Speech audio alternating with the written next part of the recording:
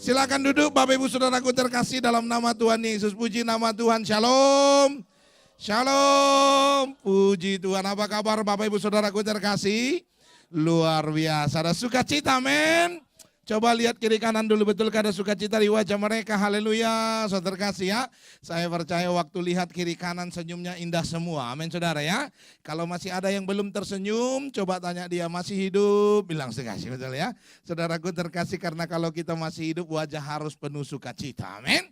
Baik, saudaraku terkasih dalam nama Tuhan Yesus, senang sekali ketemu dengan Bapak Ibu Saudara, dan saya percaya hari ini kita diberkati Tuhan luar biasa. Amin saudara ya.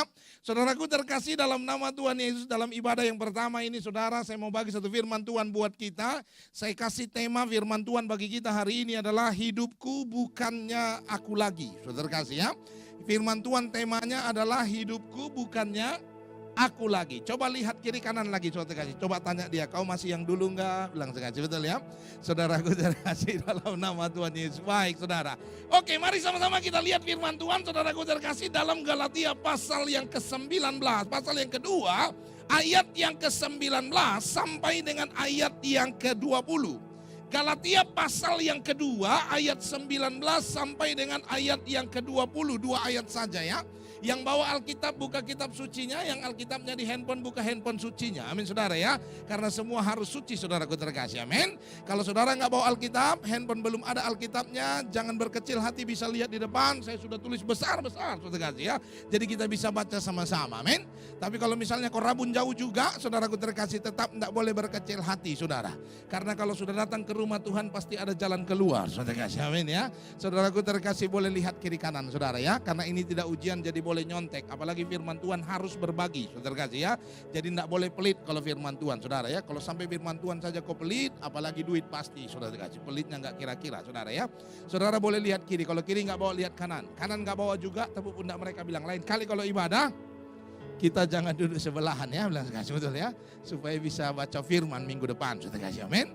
Tapi kalau kiri kanan nggak bawa, saudara kasih, tetap nggak usah berkecil hati. Firman Tuhan bilang iman timbul dari pendengaran akan firman Tuhan. Jadi cukup dengar saja, tutup mata, dengar baik-baik. Pasti saudara diberkati Tuhan, amin. Tapi kalau misalnya kau budak juga, saudara kasih ya. Kalau yang terakhir ini masih budak juga, saudara kasih boleh tidur. Saudara kasih, betul ya. Daripada ganggu orang lain, saudara kasih mending kau tidur, saudara kasih. No? Tapi saya percaya hari ini bisa dengar semua dengan baik, amin. Baik, kita membaca firman Tuhan, saudaraku terkasih, karena cuma 2 ayat saja, jadi kita baca sama-sama. Yang sudah dapat katakan amin. Amin, yuk kita baca sama-sama. 1, 2, 3. Sebab aku telah mati oleh hukum Taurat untuk hukum Taurat, supaya aku hidup untuk Allah. Aku telah disalibkan dengan Kristus. Namun aku hidup, tetapi bukan lagi aku sendiri yang hidup, melainkan Kristus yang hidup di dalam aku. Dan hidupku yang kuhidupi sekarang di dalam daging adalah hidup oleh iman dalam Anak Allah yang telah mengasihi aku dan menyerahkan dirinya untuk aku. Perhatikan baik-baik saudaraku terkasih, firman Tuhan bilang, sebab aku telah mati oleh hukum Taurat untuk hukum Taurat. Pak Pendeta, maksudnya apa ini? Mati oleh hukum Taurat untuk hukum Taurat, mati juga saudara kasih. Apakah maksudnya Pak Pendeta, sudah kita nggak usah lakukan lagi hukum Taurat karena kita kalau bicara hukum Taurat kita sudah mati, saudara kasih. Salah saudara. Saudaraku terkasih dalam nama Tuhan Yesus, banyak orang berpikir saudara kalau hidup dalam hukum Taurat itu pasti berat dan segala macam, saudara kasih. Menyusahkan dan segala macam. Saya mau kasih tahu buat saudara bahwa hukum Taurat itu adalah hukumnya Tuhan dan engkau harus hidup di dalamnya. Lalu apa maksudnya mati oleh hukum Taurat dan untuk hukum Taurat? Maksudnya saudaraku terkasih, orang yang hidup di dalam Kristus, orang yang hidup di dalam Yesus, yang berkata bahwa Yesus adalah penggenapan hukum Taurat. Kalau ketemu hukum Taurat, harusnya hukum Taurat tidak masalah lagi buat dia. Sama kayak orang mati. Pernah lihat orang mati? Pernah, saudara kasih, betul ya. Kalau belum pernah, nanti kalau ada yang mati datanglah ke sana, saudara kasih, no? Supaya kau lihat tuh orang mati, saudara. Orang mati itu, saudaraku terkasih, mau kau apain pun dia tetap ngikut saja, betul? Nanti kalau ada yang mati, coba kau datang, saudara terkasih, Lalu coba kau ledekin, betul ya? Tidak marah dia, tetap tenang. Kau angkat tangannya, terangkat, betul ya? Dan dia tidak marah. Kau mau geser badannya, kepalanya, kiri kanan, kakinya diangkat, dia tetap ikut, saudara kasih. Artinya apa, saudara kasih? Untuk apa yang harus kita lakukan, dia sudah mati. Dia akan ikut dengan apa yang kita kerjakan, kita lakukan bagi dia. Sama hukum Taurat juga. Karena Kristus yang kita percaya adalah penggenapan hukum Taurat yang sudah ada dalam hidup kita. Harusnya hukum Taurat tidak membuat hidup kita berat. Karena Kristus sudah menggenapinya di dalam kehidupan kita. Amin. Makanya orang, saudaraku terkasih, yang hidup di dalam Kristus, hidupnya jadi sesuai dengan apa yang difirmankan Allah. Dan ini yang saya sebut dengan istilah perjumpaan dengan Kristus, saudaraku terkasih. Saudara perhatikan baik-baik, saudaraku terkasih, orang yang hidup di dalam Kristus, berjumpa dengan Kristus, pasti akan membawa perubahan total dalam kehidupan mereka. Orang kalau saudaraku terkasih berjumpa dengan Yesus, saudara, hidup di dalam Kristus, hidupnya berubah total. Seperti apa yang dikehendaki oleh Tuhan. Di Alkitab saudara ingat, saudara kasih, semua orang yang berjumpa dengan Yesus, hidupnya berubah dengan luar biasa. Betul? Coba saya mau tanya, salah satu contohnya, saudara kasih, kita ingat kisah Sakeus. Betul? Saudara ingat Sakeus? Coba kalau mau buktiin, saudara ingat atau enggak, saudara kasih, betul, saya mau tanya, apa yang grup A, grup B, grup C, saudara kasih, betul ya? Saudaraku terkasih, grup A dulu, saudara kasih. Apa yang kau ingat tentang Sakeus? Pendek, saudara kasih, betul ya? Grup B, saudara kasih, apa yang kau ingat tentang Sakeus? Naik ke pohon, saudara kasih. Grup C, apa yang kau ingat tentang Sakeus? Pemungut cukai, berarti saya pastikan clear, saudara ingat, saudara kasih, betul ya? Saudaraku terkasih, semua kita ingat, saudara kasih, Sakeus itu adalah pemungut cukai, betul? Saudaraku terkasih, kalau pemungut cukai, kalau sekarang ini saudara kasih itu seperti apa ya? Bea cukai, saudara kasih, kerja di bea cukai, betul ya? Tapi zaman dahulu, saudara kasih, pemungut cukai ini adalah orang yang dibenci oleh banyak orang. Kenapa? Karena kerjaannya, saudaraku terkasih, merampas harta milik orang lain, menyusahkan orang lain, mengambil bagian orang lain, sehingga hidup mereka sepertinya luar biasa, tapi dari penderitaan orang lain. Tapi ini dulu, kalau bea cukai sekarang sudah baik-baik, saudara kasih, betul ya? Saudaraku terkasih, soalnya direkam ini, saudara kasih, toh? Jangan gara-gara ini saya dipanggil, saudara kasih, betul ya? Saudaraku terkasih, dalam nama Tuhan Yesus kita bicara zaman dahulu, saudara kasih. Pemungut cukai itu, saudara kasih, orang yang dibenci oleh orang lain. Saudara bisa lihat kisahnya, sampai Sakeus naik ke atas pohon pun tidak ada yang terlalu respon dengan dia, betul? Karena saking orang yang kayak gini, saudara kasih, gak punya teman. Karena dibenci oleh banyak orang.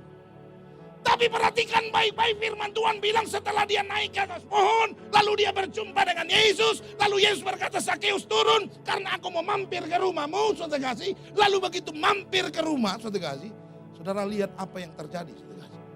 Firman Tuhan bilang, Sakeus berkata, kalau ada harta orang yang kurampas, akan aku kembalikan.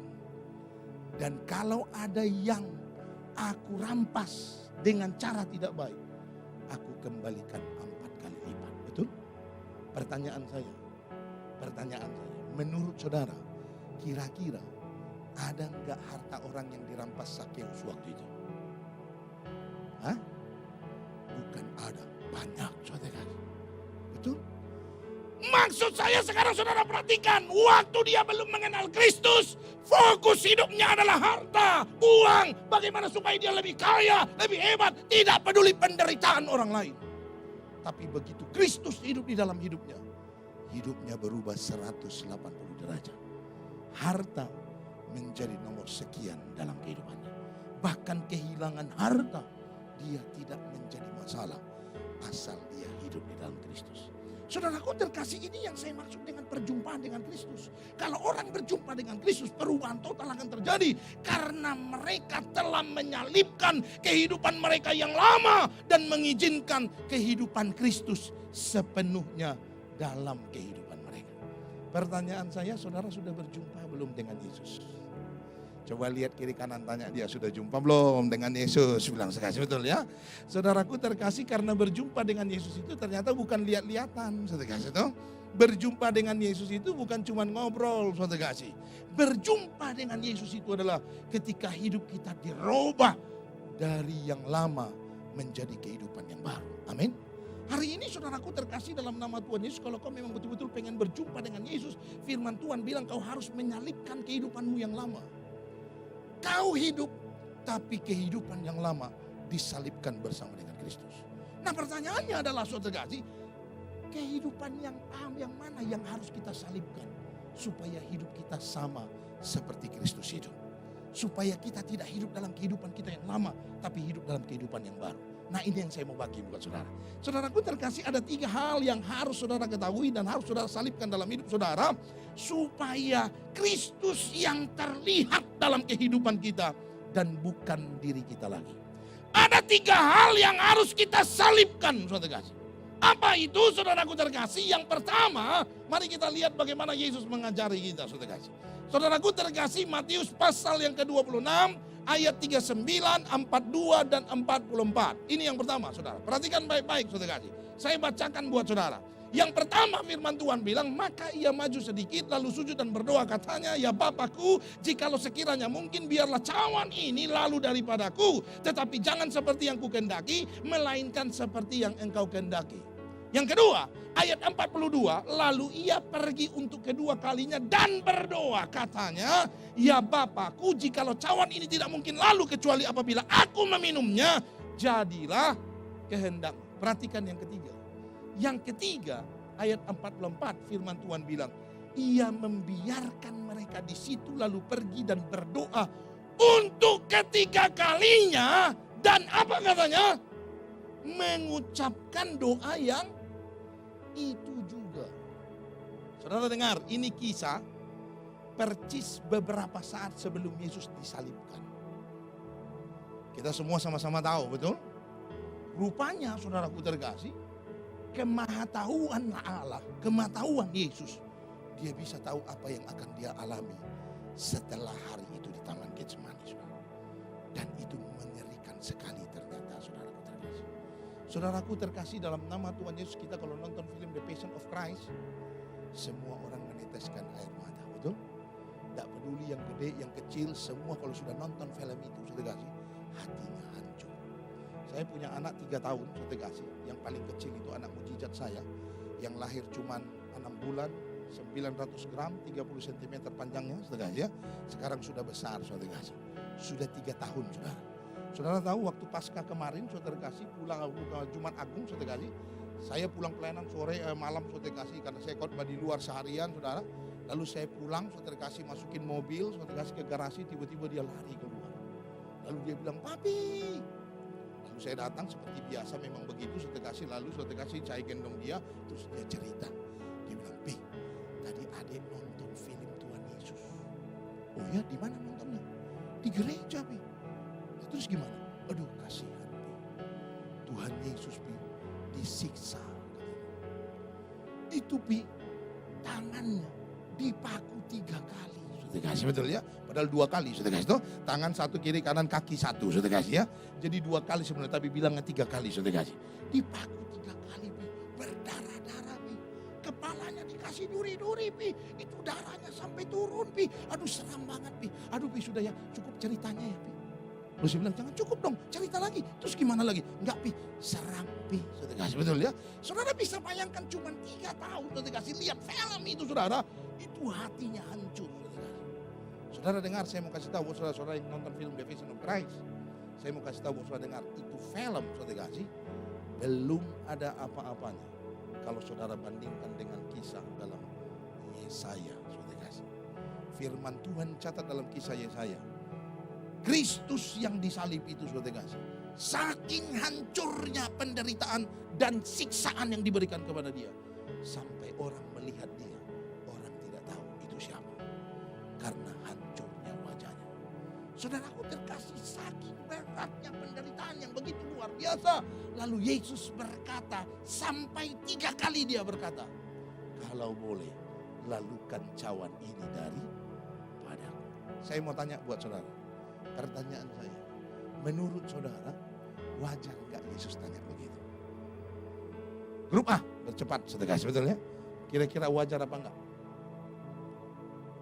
Gak ada yang berani jawab, saudara ya. Soalnya ini Yesus Pak Pendeta, kita salah-salah bisa bahaya, saudara. No? Grup B, saudara kasih, wajar atau tidak, saudara kasih? Wajar. Grup C, wajar atau tidak? Wajar. Wajar dan tidak ada yang salah dengan hal itu. Karena itu juga konteksnya meminta kepada Bapa, betul? Tetapi dengar saudaraku terkasih, permintaan Yesus itu kalau dikabulkan oleh Bapa ini menjadi persoalan yang besar bagi kita hari ini.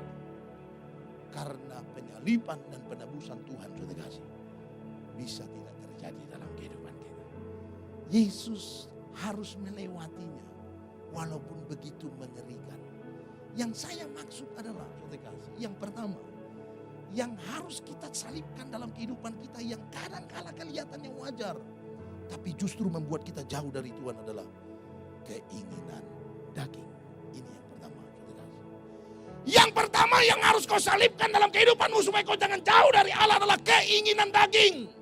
Saudara lihat ini keinginan daging, bukan keinginan makan daging. Saudara kasih, betul ya? Itu beda, saudara kasih. Kalau keinginan makan daging jangan sampai hilang selama babi masih ada, saudara kasih, betul ya?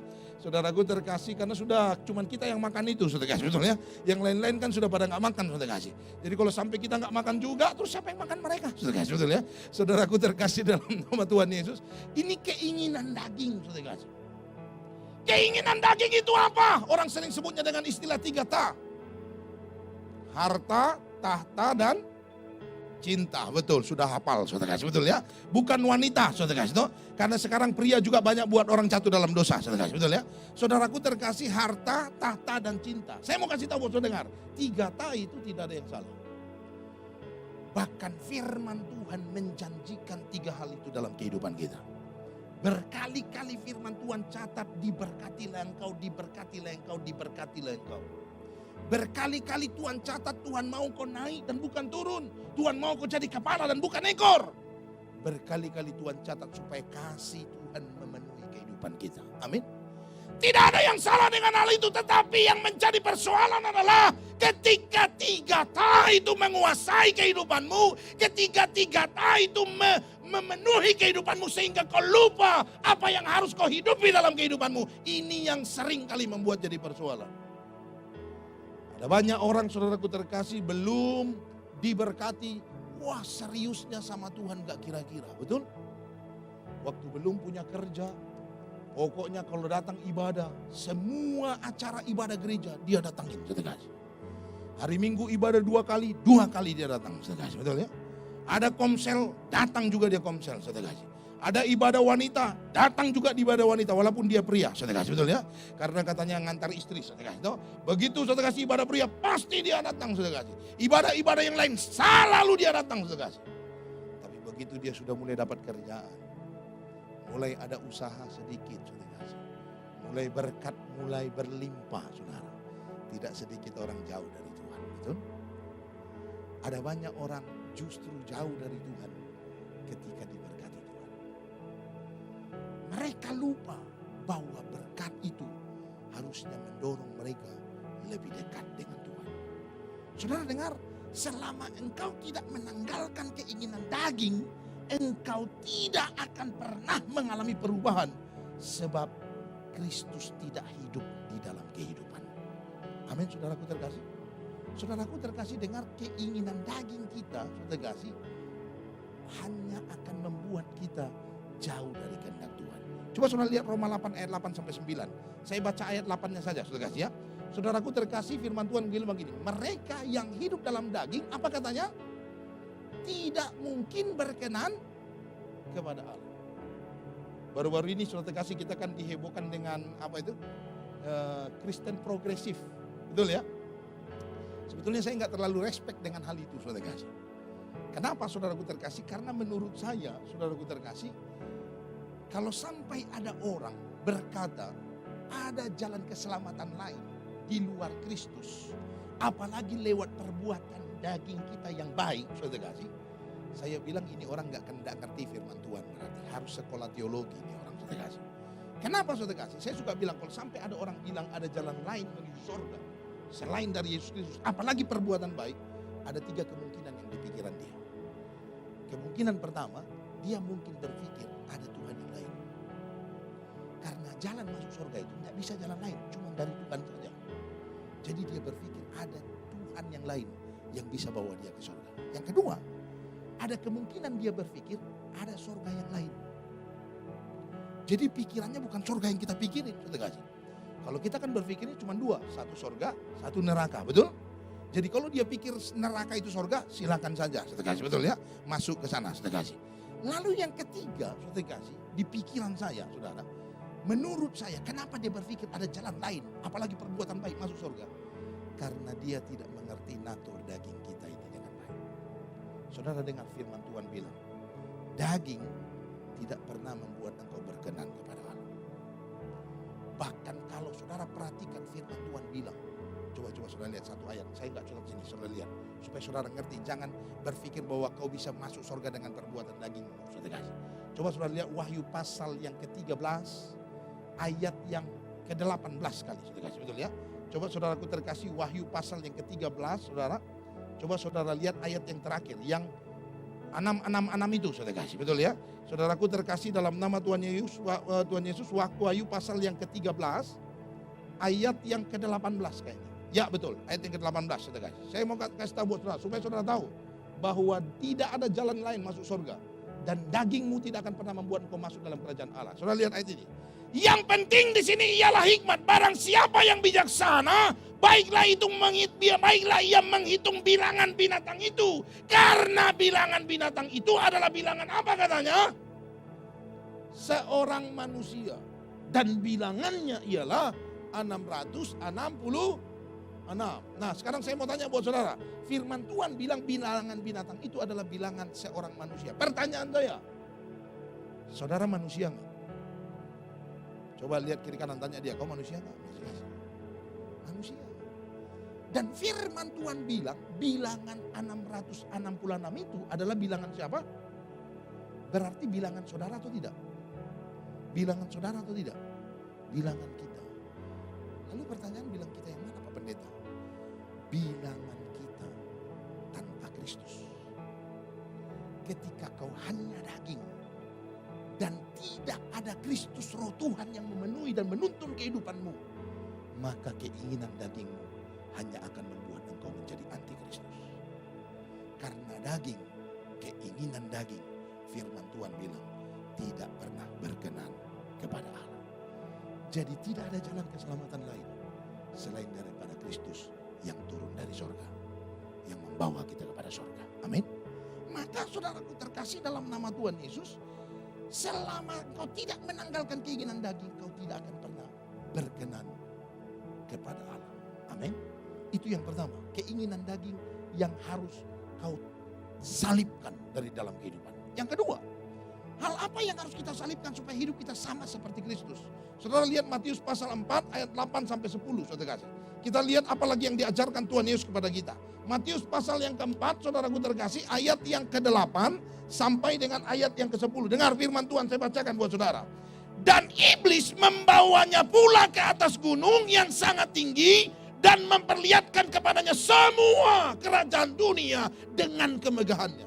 Dan berkata kepadanya, semuanya itu akan kuberikan kepadamu jika engkau sujud menyembah aku. Maka katanya, berkatalah Yesus kepadanya, enyalah iblis, sebab ada tertulis, engkau harus menyembah Tuhan Allahmu dan hanya kepada Dia sajalah engkau berbakti. Perhatikan baik-baik. Yang kedua, saudaraku terkasih, yang ditawarkan oleh dunia dalam hidup kita, yang seringkali tanpa kita sadari ada dalam hidup kita dan harus kita salibkan, adalah kemegahan diri.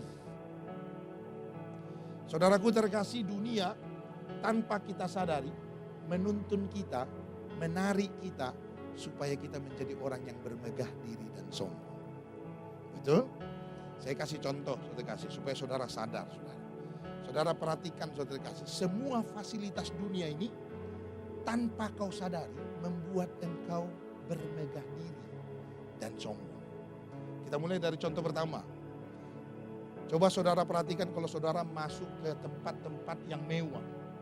Hotel bintang 5, mall yang mewah. Coba saudara perhatiin. Kita baru mau masuk pintu depannya saja. Itu sudah ada yang bukain kita pintu. Betul? Betul tidak? Baru mau masuk, tiba-tiba sapang bukain pintu lalu bilang, mari Pak silakan masuk. Waktu kita masuk rasa hati kita, saudara kasih betul ya. Wih keren banget. Ada yang bukain pintu. Padahal itu uang kita di rekening sudah yang terakhir bayar hotel itu. Saudara kasih betul ya. Setelah itu kita harus cari lagi baru bisa nginap lagi di situ. No? Tapi waktu masuk tanpa disadari saudara kasih. Itu membuat kita merasa kita hebat. Merasa kita luar biasa. Semua hotel bintang 4, bintang 5 begitu. Betul? Kalau sampai kau masuk hotel. Terus kau buka sendiri pintunya. Saya pastikan kau masuk Oyo. Terkasih betul ya. Saudaraku terkasih kalau hotel bintang 4, 5 pasti dibukain. Betul? Itu belum apa-apa saudara kasih. Itu belum apa-apa saudara. Itu yang pertama. Yang kedua kita lihat saudara kasih. Coba saudara lihat handphone saudara sekarang. Lihat kameranya. Semua kamera handphone sekarang mengajak saudara tanpa kau sadari menjadi orang yang bermegah diri. Begitu foto saudara kasih. Cekrek. Hasilnya beda dengan aslinya. Saudara kasih betul ya? Saudara kita kasih betul? Saudara kasih? Waktu cekrek, saudara cekrek. Tadinya jerawatnya banyak. Bisa hilang itu semua jerawat saudara kasih. Semua yang menonjol di muka hampir hilang. Saudara kasih betul ya? Gara-gara saking bagusnya itu filter. Saudara kasih betul? Begitu cekrek saudara kasih. Wah itu tadinya gemuk saudara kasih. Langsung langsing saudara kasih betul ya? Saya kemarin baru pulang dari Israel, saudara kasih ada satu peserta saya handphonenya bagus sekali saudara kasih. Lalu pas saya lagi jalan berdiri dia bilang, Abuna itu Pak Pendeta maksudnya saudara kasih ya. Saudara Abuna coba berdiri situ, bagus gimana? Saya fotoin Pak Abuna saudara itu. Lalu saya berdiri saudara kasih, lalu difotoin sama dia begitu lihat hasilnya saudara kasih. Wow itu keren banget saya saudara kasih betul ya. Itu bisa jadi tinggi, terus langsing saudara kasih betul ya. Saya bilang wah ini bagus nih, kirim ke saya saudara kasih betul ya. Saudaraku terkasih betul saudara kasih. Semua handphone seperti begitu sekarang betul? Nah sekarang saya tanya buat saudara. Waktu kau foto, lalu dapat hasil yang berbeda, saudara kasih. Pertanyaan saya, biasanya yang kau lebih suka posting, yang asli atau yang tadi? Coba, jawab jujur, saudara kasih. Yang mana yang lebih suka postingnya, saudara kasih? Yang banyak filternya, betul? Ditambah lagi kalau sudah mulai orang kirim like, love, wah itu hati kita rasa berbunga-bunga, saudara kasih. Padahal waktu kita lihat di cermin, masih seperti yang sebelumnya. Saudara kasih betul ya? Tanpa kita sadari, kita diajak untuk bermegah diri. Saudara terkasih. Apalagi contohnya, saudara lihat tuh perempuan. Krim-krim yang saudara pakai sekarang. Saudara kasih. Wah itu enggak kira-kira. Promonya bahkan pakai istilah miracle. Saudara kasih betul ya? Pond's Miracle. Saudara kasih betul? Kau gosok pagi, malam turun 20 tahun umurnya. Saudara kasih. Langsung kencang semua, saudara kasih betul ya. Dan saudaraku terkasih, kita perhatikan justru saudara kasih itu yang kita suka, betul? Dan di dalam hal itu, Pak emang salah begitu? Enggak salah saudara kasih. Tapi yang sering kali kita lupa adalah justru di saat kita menggunakannya, kita menjadi orang yang bukan diri kita yang sesungguhnya. Kita menjadi orang yang sombong dan bermegah diri. Padahal kita tahu Lucifer dulu dibuang dari sorga. Gara-gara apa? Gara-gara apa? Sombong.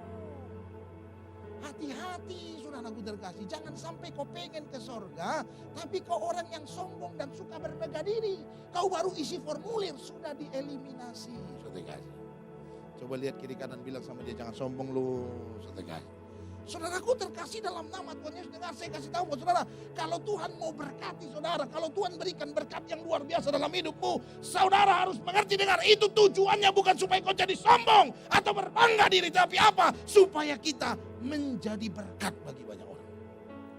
Kemegahan diri tidak pernah menjadikan kita serupa dengan Allah. Karena Tuhan itu tidak sombong. Tuhan ajarkan kita kerendahan hati. Dengan saudaraku terkasih, kemegahan diri justru akan membuat kita tidak berkenan di hadapan Allah. Maka untuk itu saudaraku terkasih, selain kebenaran, tidak ada satupun yang boleh membuat kita berbangga diri. Sebab semua yang kita punya itu datangnya dari Tuhan. Tuhan yang percayakan bagi kita. Apa yang saudara mau sombongkan dalam hidup ini? Tidak ada. Kalau sudah usia 80 tahun, 70 tahun, semua yang kau anggap hebat, saudara kasih, jadi hampir-hampir tidak bermanfaat bagimu. Coba saudara lihat anak muda itu, kalau punya motor, kalau punya mobil, pengennya yang kencang larinya, betul nggak? Makanya pengennya motornya yang cc-nya tinggi, saudara kasih ya. Kalau bisa mobilnya cc-nya 20.000, saudara kasih itu. Jadi kalau dia terbang melebihi kecepatan cahaya, saudara kasih. Kalau sudah tua, saudara kasih, saudara lihat saja. Orang semua kalau sudah tua nggak suka kencang. Saya kalau bonceng mama saya, papa saya dulu, saudara kasih, saya lari 80 dikit, dia yang ngerem, saudara kasih, betul ya. Dia bilang pelan-pelan, padahal cuma 80, saudara kasih, betul ya. Itu pun di tol, saudara kasih. Kalau sudah tua, saudara kasih, semua yang kita anggap wah waktu kita muda tidak terlalu bermanfaat bagi kita. Tidak ada yang perlu kita sombongkan. Kalau hari ini kau diberkati Tuhan, bersyukur sama Tuhan. Dan ingat Tuhan berkati engkau supaya kau jadi berkat bagi orang lain. Makanya firman Tuhan bilang 1 Korintus 5 ayat 6-8, ayat 6-nya saja firman Tuhan bilang kemegahanmu itu apa katanya? Tidak baik. Kalau kau sombong, saudaraku terkasih, itu tidak baik. Kalau kau bermegah diri, itu tidak baik. Allah mau, saudaraku terkasih, kita menjadi pribadi yang murni dan tulus di hadapan Allah. Orang yang hidup dalam kemurnian dan kebenaran akan selalu terlihat indah. Sekalipun, saudaraku terkasih, mereka sedang tidak bermegah diri. Orang kalau tulus, saudara kasih, murni, apa adanya, saudara. Walaupun dia tidak sedang menyombongkan diri, orang akan senang lihatnya. Betul? Coba-coba saya tanya di sini, siapa di sini yang suka lihat orang sombong? Ada? Ada? Nggak ada satupun kita yang suka lihat orang sombong, betul? Kalau ada orang sombong, biasanya kita malah menjauh daripadanya. Kenapa? Karena kita nggak suka lihat dia. Kalau kau tahu itu, saudara kasih, maka hari ini pesannya buatmu, jangan sombong. Kesombongan harus kita salibkan supaya kita bisa sama seperti Kristus. Itu yang kedua. Yang ketiga dan terakhir, saudara kasih. Terakhir, saudara kasih. Jangan lupa terakhir harus kencang, saudara kasih, betul ya? Karena kalau pendeta ngomong terakhir, mujizat terjadi. Yang buta melihat, saudara kasih. Saudaraku terkasih, yang terakhir, Yeremia 17 ayat 5 dan 7, firman Tuhan berkata begini. Beginilah firman Tuhan, terkutuklah orang yang mengandalkan manusia, yang mengandalkan kekuatannya sendiri, dan yang hatinya menjauh daripada Tuhan. Tetapi diberkatilah orang yang mengandalkan Tuhan, yang menaruh harapannya pada Tuhan. Perhatikan baik-baik, yang firman Tuhan bilang terkutuk itu adalah ketika engkau mengandalkan kekuatanmu sendiri. Maka yang ketiga yang harus kau salibkan dalam kehidupanmu adalah kekuatan dirimu. Wah, Pak Pendeta, kalau lihat gambarnya begitu, kita harus salibkan kekuatan diri. Sekarang kita mengerti kenapa Pak Pendeta gak suka fitness. Betul ya? Saudaraku terkasih, dengar, bukan kekuatan diri fisik maksud saya, saudara. Saudara, saya harus kasih tahu saudara dengar, saya juga fitness, cuman gak kurus-kurus saja, saudara itu. Soalnya begitu selesai fitness, makan bakmi Bangka, saudara, betul ya. Selesai fitness, makan babi nasi goreng babi, saudara, betul ya. Saudaraku terkasih, saya suka bilang sama istri saya, saudara, biasanya kita olahraga bareng-bareng ya. Lalu setelah itu makan, saudara, saya suka bilang inilah yang membuat kita suka nggak bisa kurus-kurus. Kita olahraga keluar kalori 1000, selesai olahraga nambahnya 3000, saudara, betul ya. Nggak pernah jadi, saudara. Saudaraku terkasih, yang saya maksud itu bukanlah kekuatan diri secara fisik, saudara. Tetapi kekuatan yang kau anggap mampu dalam kehidupanmu yang seringkali membuat engkau lupa sama Tuhan. Banyak orang Kristen ketika dia kuat, justru kekuatannya yang membuat dia tidak mengerti bahwa Tuhan memberi dia kekuatan supaya dia bisa memberkati orang lain. Saudara dengar, Tuhan tidak mempercayakan kekuatan kepada kita untuk kemegahan diri, untuk melakukan kejahatan, untuk memuaskan hawa nafsu, untuk membalas dendam, apalagi sampai melupakan Tuhan. Cuman sayangnya banyak kita, saudara kasih, setelah kuat justru kekuatannya pakainya untuk hal seperti begini. Betul? Waktu kita kuat, seringkali kita lupa kekuatan yang diberikan oleh Allah kepada kita, supaya kita memuliakan Allah dalam kehidupan kita. Saudaraku terkasih, dalam nama Tuhan Yesus, Yesus mencontohkannya bagi kita. Saudara ingat waktu Yesus berubah jadi dari Allah menjadi manusia, saudara kasih? Coba saudara lihat ayatnya, Filipi 2 ayat 5 sampai 9, saudara. Firman Tuhan bilang begini, saudara. Hendaklah kamu dalam hidupmu bersama menaruh pikiran dan perasaan yang terdapat juga dalam apa katanya? Yesus Kristus, harus sama dengan Yesus. Apanya, saudara kasih? Yang walaupun dalam rupa Allah, sekalipun dia Allah, sekalipun dia Tuhan, firman Tuhan bilang, tidak menganggap kesetaraannya dengan Allah itu sebagai milik yang harus dipertahankan, melainkan mengosongkan dirinya. Waktu Yesus berubah menjadi manusia. Ini harus hati-hati konsepnya, saudara. Karena baru-baru ini ada konsep yang salah juga menurut saya, saudara. Jadi saudara terkasih, waktu Allah berubah menjadi manusia, mereka beranggapan Allah masuk dalam manusia. Itu salah. Firman Tuhan bilang Allah berubah menjadi manusia. Buktinya apa? Yesus lahir bukan hasil dari persetubuhan laki-laki dan perempuan, tapi Allah yang masuk dalam kandungan Maria. Amin. Artinya waktu Allah berubah menjadi manusia, misinya untuk menyelamatkan dia.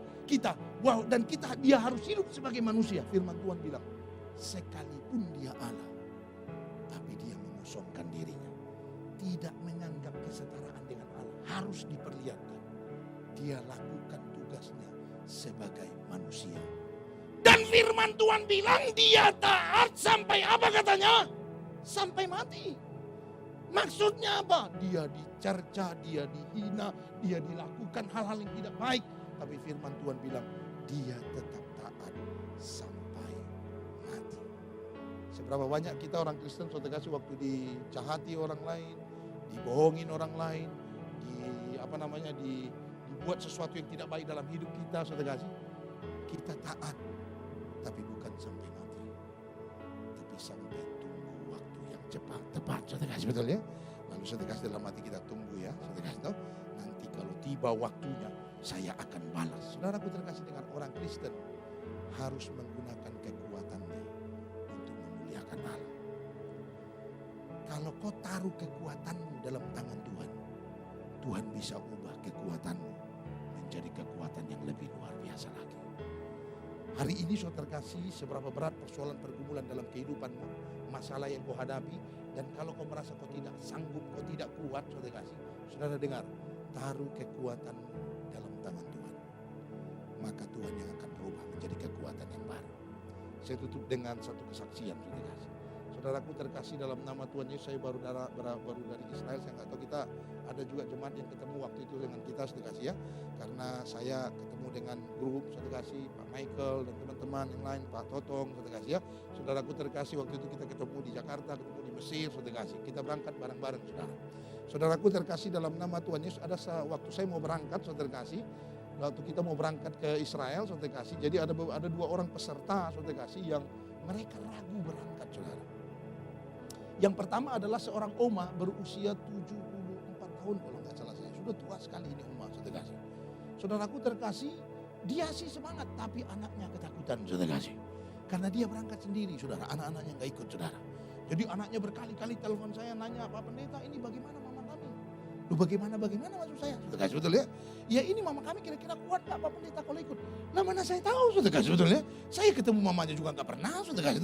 Saudaraku terkasih, lah mereka telepon nanya, saya masih mana tahu, saudara kasih. Saya bilang, terus menurut kalian bagaimana?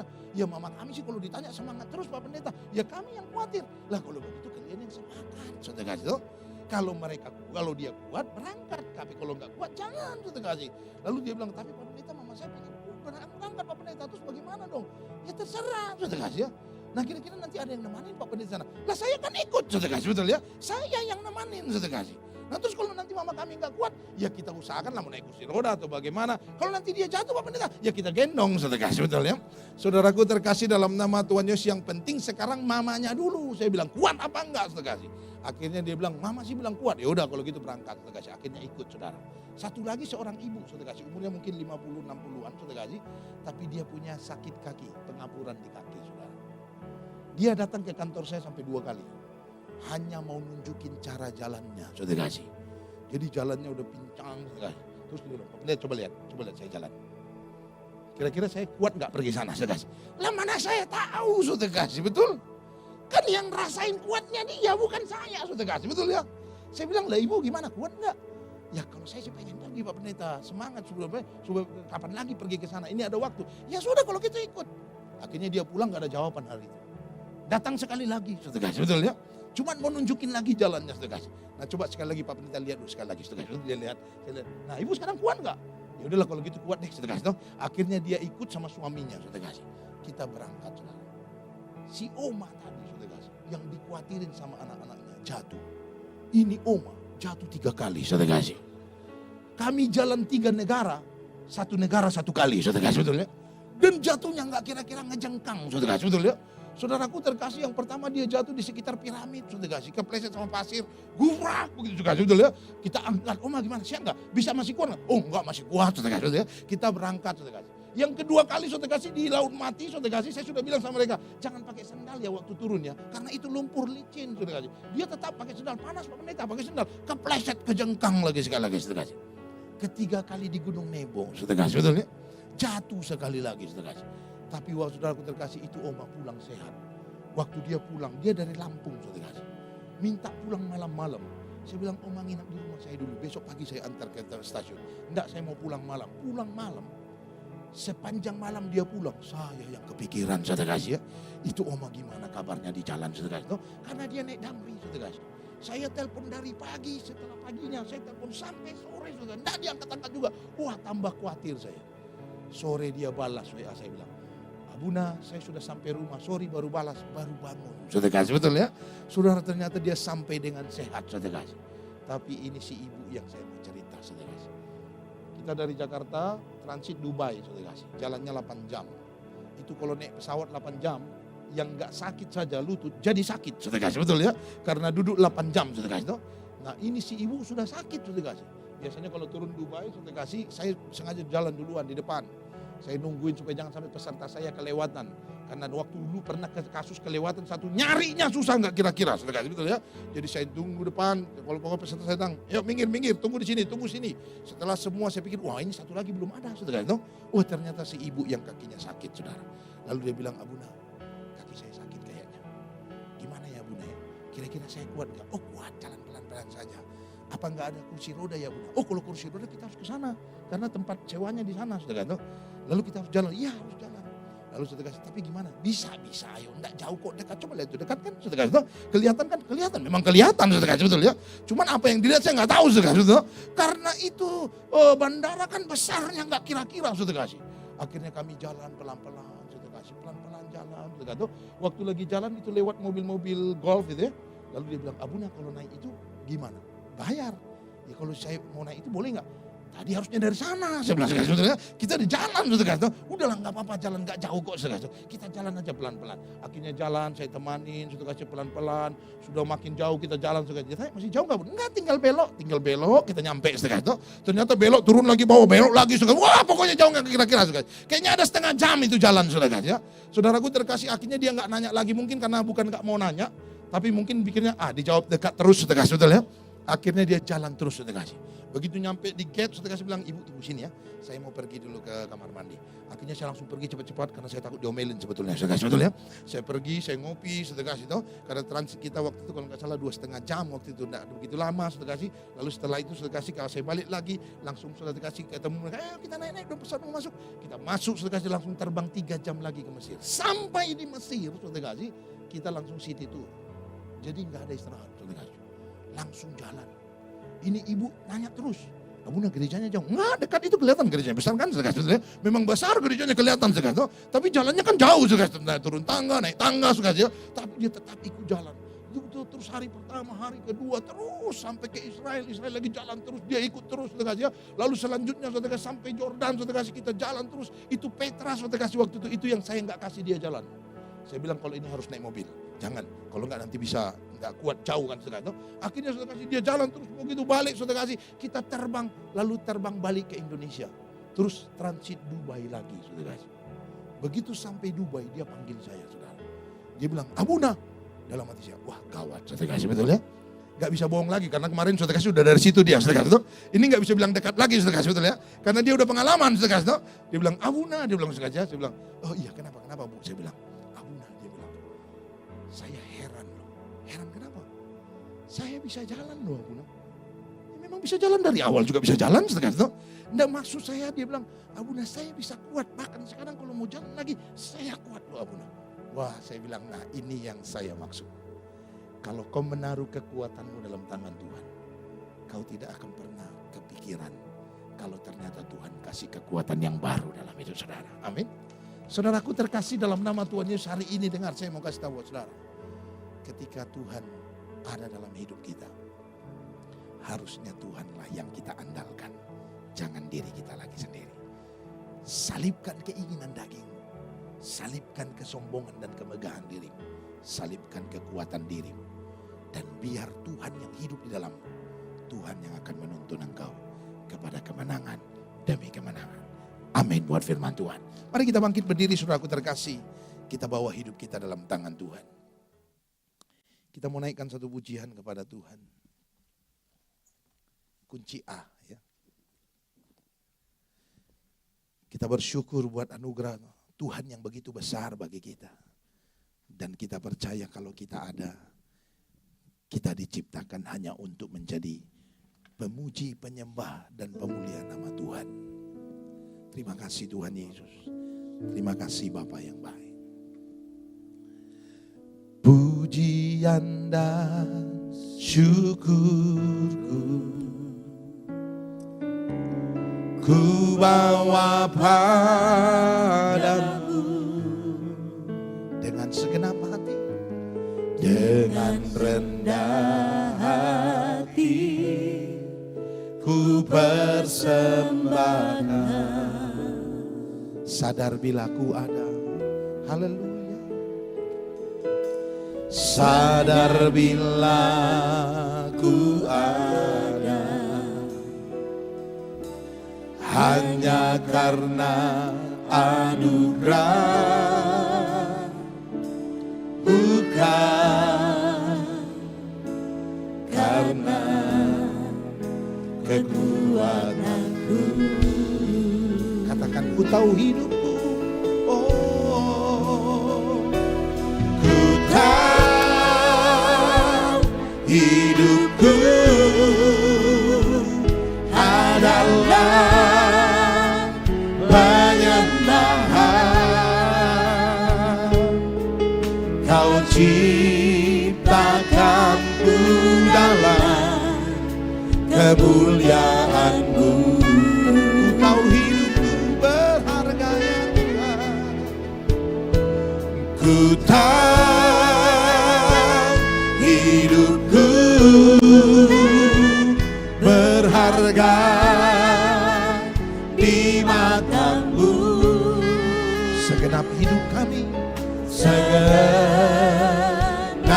hidupku persembahkan. Bapak Ibu Saudaraku terkasih, mari jadikan hidup kita menjadi penyembahan bagi Tuhan. Mungkin hari ini kau punya berkat yang banyak. Mungkin hari ini kau memiliki skill yang begitu luar biasa. Mungkin hari ini kau punya kemampuan dan kekuatan yang besar dalam kehidupanmu. Kau punya koneksi yang begitu luar biasa. Tapi hari ini kau harus ingat semua yang kau punya itu datangnya dari Tuhan. Dan Tuhan mau supaya hidupmu tetap memuliakan Tuhan.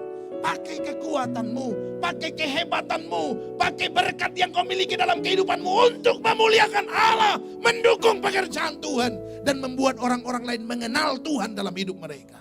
Dan biar hidupmu menjadi saksi kemuliaan Allah, sehingga dalam semua yang engkau punya dalam kehidupanmu, hidupmu tetap menjadi penyembahan bagi Tuhan. Hari ini saudaraku terkasih, jauhkan kesombongan, jauhkan kemegahan diri, dan biar tetap kita rendah hati di hadapan Tuhan. Sebab bagi Tuhan orang yang rendah hati yang akan ditinggikan. Orang yang menjadi orang yang lemah yang akan dikuatkan. Untuk itu hari ini bawa hidupmu dalam tangan Tuhan. Ku tahu hidupku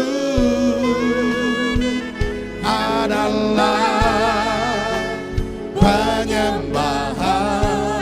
Mari katakan dengan segenap hati bagi Tuhan. Kau ciptakanku dalam kemuliaan-Mu. Bapa, hamba-Mu berdoa buat jemaat-jemaat-Mu yang ada siang hari ini ya Tuhan. Engkau memberkati mereka dengan luar biasa. Bahkan dalam apa yang mereka kerjakan Katakan biar berkat Allah semakin berlimpah, semakin luar biasa, semakin hebat, semakin kuat dalam hidup mereka Tuhan. Hamba berdoa dalam nama Yesus, berkat-berkat Allah Tuhan curahkan dalam hidup jemaat-Mu ya Bapa. Dan biar mereka pakai semuanya untuk kemuliaan Tuhan, untuk kemuliaan Tuhan lewat hidup mereka. Terima kasih Tuhan Yesus, terima kasih Bapa kami yang baik. Ku tahu hidupku, haleluya. Ku tahu hidupku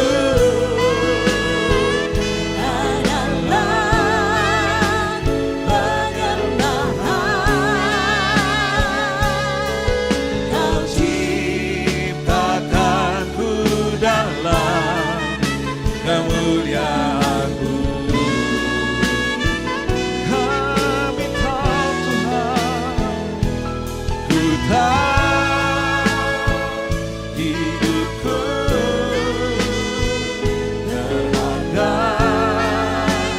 di mata-Mu. Segenap hidupku persembahkan, segenap hidup kami, segenap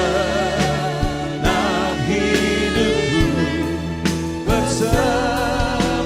Sekali katakan segenap hidup kami, segenap hidupku persembahkan. Yes, Tuhan.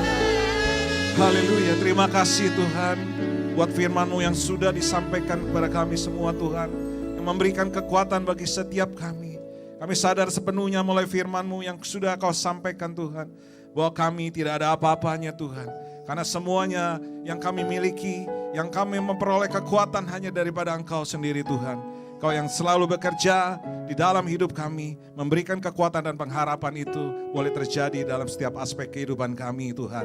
Biarlah kami terus Tuhan melakukan yang terbaik untuk Engkau Tuhan, dan semuanya hanya untuk kemuliaan nama-Mu saja Tuhan. Terima kasih Tuhan, di dalam nama Tuhan Yesus kami telah berdoa dan mengucap syukur. Boleh sama-sama katakan amin, haleluya. Beri kemuliaan bagi nama Tuhan.